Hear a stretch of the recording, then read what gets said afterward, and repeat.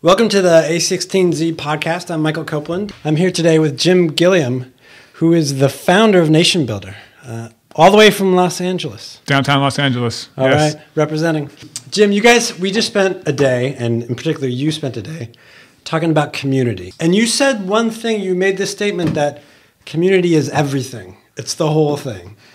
What did you mean by that? And like, how did you get to that conclusion? Yeah, so Nation Builder is, helps people build community, helps people organize communities, and it's software to do that. And so, but we've spent a fair amount of time understanding kind of what that really is, and including how that applies to our company itself. Right. So, like, I go back, years as sort of why we started the company, and there's sort of a lot of elements of community. We made documentary films, and we organized people around the films because we couldn't sell them to a studio or anything. We did that 10 years ago, and that was community organizing, right? And I needed a double lung transplant. We organized a community to kind of help me do that. Political campaigns, the Obama campaign, all of this was community organizing. And so for you, community was a sort of, and tool's the wrong word, but it was a mechanism to help you get things done, and a wide variety of things from, lungs to politics to you name it, right? Yeah, and so the genesis and the idea of Nation Builder was that that power should be available to everybody. Right. There was this sort of widening gap, this widening digital divide that was happening, where the folks who had a lot of resources could organize because they could hack together all these different tools. Everything from donation processing to email marketing and stuff like that.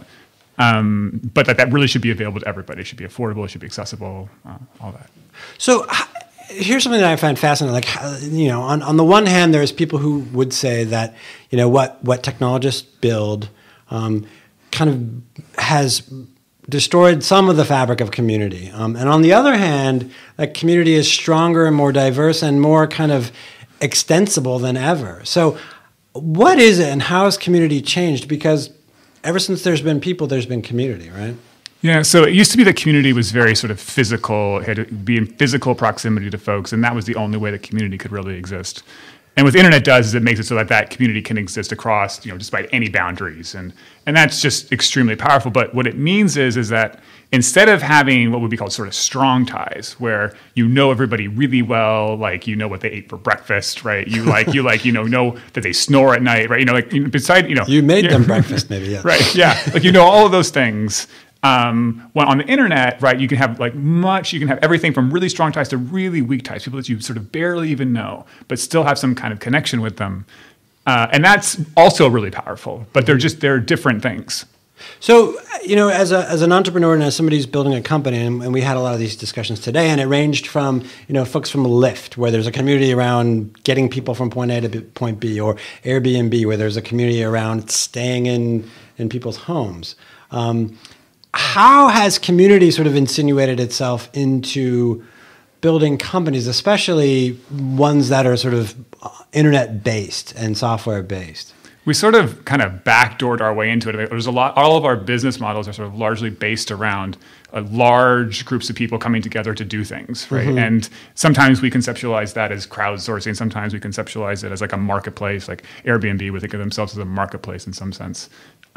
But really at the core, what's going on is it is communities creating things at a scale that was just never possible before. Right. And that's, so all this sharing economy stuff, really at the core, it's a communities accomplishing things. And the technology world didn't approach it that way. Technology world approached users, right? Yeah. It wasn't, and so I think that's what's an interesting shift happening now is that you in particular and your sort of peer group understand that it's not just more and more and more users, it's something else. Yeah, so it's interesting to see a lot of the political background from some of the folks that are kind of on the front lines of this.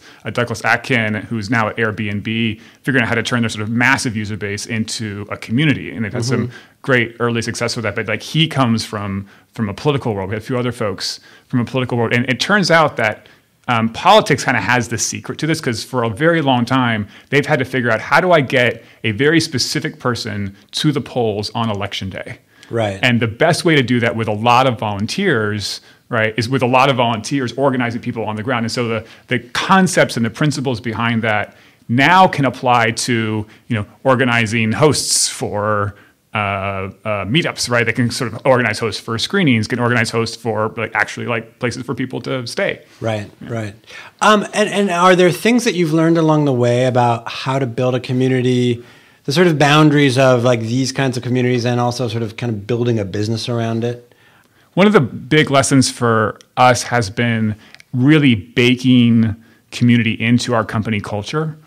It started, we had this whole, we got funding from Andreessen Horowitz. We were saying, our head count was like ramping up really quickly. We were at 30 employees before we knew it. And we had this some situation, I don't remember what it was, but we were all talking about it. And someone suggested that we go around in a circle and just explain why it was that we were there. And sort of one sort of employee after another, spent like a couple of minutes just describing how they got to Nation Builder and sort of why it was that it mattered to them, the thing that they wanted to change. And by the time it got to me, I was just totally speechless. Like I actually couldn't talk. I was so overwhelmed with the connections that we had already created, right, amongst the staff and the community. And since then, we've worked on helping employees understand their story, right, and telling it. We have a storytelling director who sits down with folks for several hours to help them craft their own narrative. And what we're finding is that being able to powerfully communicate your story and how it connects to our company just radiates out from the staff. And so it radiates to our customers, to our designers, and how when they talk to folks, right? Our engineers when they talk to folks. Who hears those stories, both internally and externally? It's everybody we talk to. I mean, so instead of a sales team, we have an organizing team, right? So they're very much designed to, as folks sign up on the website for the free trial or they go to a conference to sort of meet folks. They go and they share their stories, right? They talk to people. One to one, we train people sort of pretty aggressively in how to do that. It's fairly common in political organizing world to do this. Like the Obama campaign trained hundreds of thousands of volunteers, right, in their story and how it connected to the campaign. Right. We were in a room filled with people who are sort of understand the community is important. Do you see it kind of percolating out into different kinds of industries and in different ways? Do more and more people understand sort of the power and the importance? People are definitely starting to have a glimpse into it. The core markets for us are politics and nonprofits. They've known that they've needed this stuff for a long time, but we're starting to see folks, inspired by Kickstarter, CrowdTilt, a lot of this stuff where they don't quite realize that what that is it's organizing the community, but they're seeing the power of it. And so there's a lot of our efforts now are helping folks understand that, this has actually been going on for a really long time. Right. Here's how it works. It's really amazing. And it's not just about that one project. It's about the next one and the next one and the next one. Building relationships with people over time give you the opportunity to create and do things that, you could never have done otherwise. You don't have to ask for permission. You basically just need to have a community that cares. I mean, so you must have a lens on this daily, if not hourly, right? I mean, what kinds of things do you see happening as a result of this ability to sort of bring people together and get things done? Part of what excites me so much is that there's all of this untapped potential sitting in corporate offices with people at jobs that they hate, right? Because they've been sold this story that you have to make as much money as possible, and that is what's going to make you happy. So you go through school and college, you make all this money, and then they're sitting around, they're miserable, right? And what community provides, what the internet provides in community at scale, is the potential to create the thing that you were always meant to create.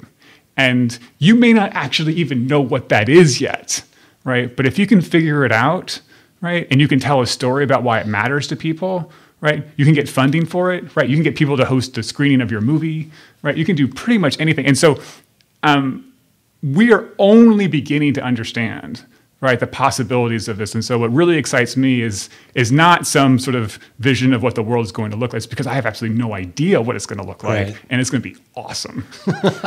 Well, I am with you, and I will meet you in the awesome.